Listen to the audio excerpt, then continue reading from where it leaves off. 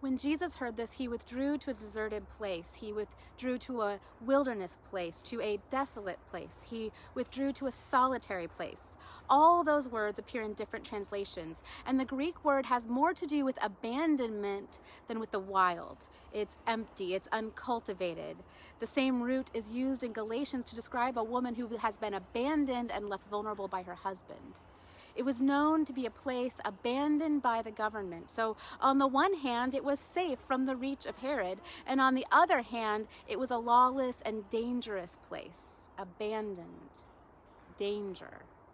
It's an empty place, a desolate place, a desperate place, and yet the wilderness is where God meets the people. This wilderness is where Moses ran from Pharaoh. The wilderness is, of course, also where God called Moses from. In Hosea, God gently woos a wayward people by inviting them to a desert place.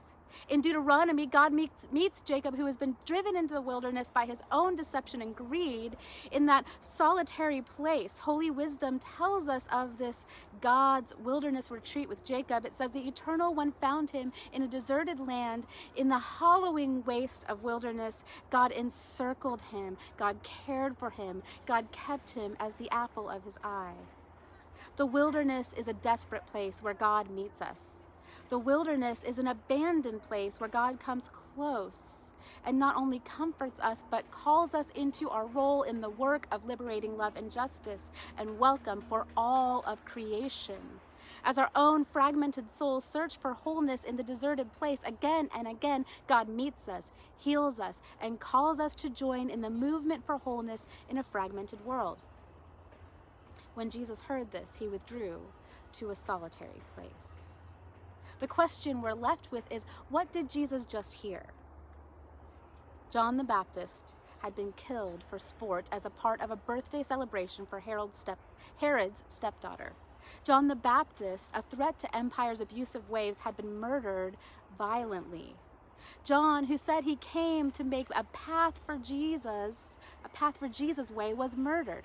John, Jesus' cousin, who he had met before birth, died in a brutal and terrifying manner. So Jesus, filled with grief, withdrew to a solitary place, filled with danger, but also a sacred spaciousness where he could come close to God and God could come close to him.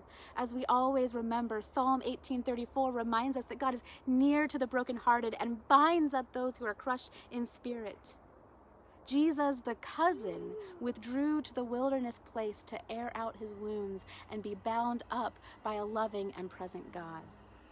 Jesus, filled undoubtedly with fear, with sensible and healthy caution, and yes, fear, withdrew to an abandoned place. John had made it clear that Jesus was the real troublemaker, good troublemaker, if you will. He was the real troublemaker in the family. He knew what fate awaited him, so he withdrew to an abandoned place to safely take stock of his path of challenging a broken world and what it would mean for him. Jesus, facing grief and fear, withdrew to a deserted place. Can you just feel that in your soul right now?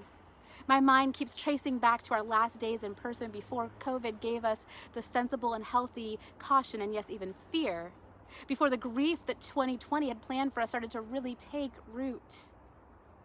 Facing grief and fear, many of us find ourselves in our homes, but in a deserted place all the same.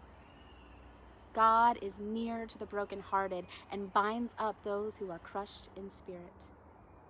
God found Hagar and Ishmael in the desert, in the wilderness, and gave them fresh springs of water. God encountered Moses in the wilderness and invited him to the path of liberation. God met Jacob in the wilderness and encircled him and cared for him. God met Jesus in the wilderness, and I can only imagine the intimate time of tears and tenderness before Jesus' ministry turns hard towards its courageous fate. God is with you in the wilderness. God is with us in the abandoned places, intimately sitting with our tears, leaning in close with tenderness for our grief and our fear, and wooing us to join the movement for wholeness in a fragmented world. As the Black spiritual we listen to says, if you want to find Jesus, go in the wilderness, go in the wilderness, go in the wilderness. Morning, brother, go in the wilderness. I wait upon the Lord. And we're told that when the people heard Jesus was in the wilderness, the people went there too. When we consider how the story is unfolding, John the Baptist came preaching change, and he's been killed by the empire. And 5,000 men, women, children, and non-binary siblings hear this. Hear that Jesus has withdrawn to a deserted place, a place that empire has abandoned, as the song says, go in the wilderness. And they go into the wilderness to be with him. Brian K. Blount, in his commentary, suggests that this number of people would have made up almost every single person in all the neighboring villages. An innocent man was killed by empire, and people respond en masse. It reminds me, of course, of George Floyd and Breonna Taylor, and the current and global Black Lives Matter uprising. It reminds me, of course, of Martin Luther King Jr. It reminds me of Mamie Till Mobley, Emmett Till's mother. Her response to his death, she hosted an open casket, grieving for days, saying, I wanted the world to see what they did to my baby. And as she became an activist for changes we're still reaching for, she said, God told me, I have taken one from you, but I will give you thousands. It reminds me of the thousands, some 50,000, 10 times the men, let alone women, children, non-binary, who came to Jesus in the wilderness. 50,000 came to view Emmett Till's body and be forever changed. It reminds me, as I listen to Black voices in my work to confront my own white supremacy within myself, I hear over and over again leaders in that movement quoting Mamie Till, citing Emmett Till as where they began to change. They are Mamie Till's children, the thousands God promised her. These people hear that John has been brutally murdered by the empire, and in overwhelming numbers, they seek Jesus in the wilderness. And then we're told that Jesus had compassion on them. The Greek word for compassion is a powerful word. It means to be moved to the guts. You know that feeling, like when something literally stirs you up. You can feel love twisting in your guts. Jesus went into the wilderness to grieve and to be near God. The people went into the wilderness to seek Jesus. And God, as God often does, called Jesus in that wilderness. He called him to the work of compassion and healing, even amid grief and fear. Church, as I often quote Rob Bell, what if it's not so important that the story happened, but that it happens, that it's happening now? We, all of us, have cause for grief and fear. We are in a wilderness season. Innocent people have been slain by empire, and arguably, as we ask how many deaths are acceptable to maintain a broken economic system, innocent people continue to be slain by empire. And we are invited to meet the God who is near to the brokenhearted. We are invited to the wilderness from which God consistently calls liberators. We are invited to be like the people who go. We are invited to be near loving liberators in this wilderness season. We as a church, as we discern what we need on COVID time, I invite us to consider this story. What grief do you carry with you into the wilderness? How can our community be present to that grief?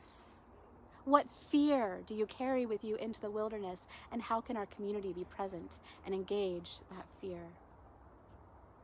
What call is God speaking to your heart in the wilderness? And how can our community create spaces to hear that call together and to empower and collaborate each other in pursuing God's call to liberating love and justice and welcome, to wholeness in a fragmented world, to being anti-racist, to tending to the non-human world in peril?